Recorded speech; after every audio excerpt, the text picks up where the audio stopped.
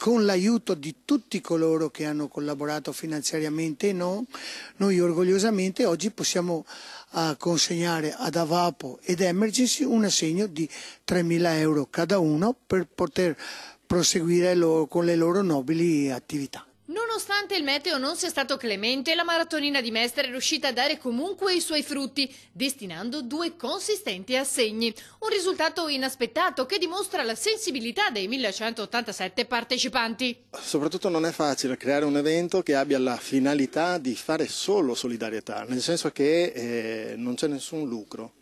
La manifestazione viene fatta per il territorio, per la comunità. Noi abbiamo individuato queste 2 associazioni solidali.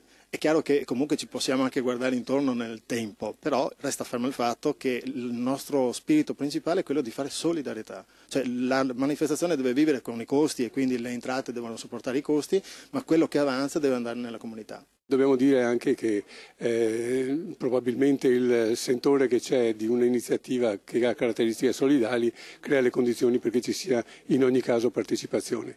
Noi abbiamo avuto anche volevo puntualizzare che tra le iniziative che abbiamo attivato c'è stata quella anche di fare delle medaglie e per la produzione delle medaglie abbiamo attivato un'associazione mestrina, Amici Insieme, che le ha prodotte con la collaborazione degli assistiti che sono dei portatori di handicap.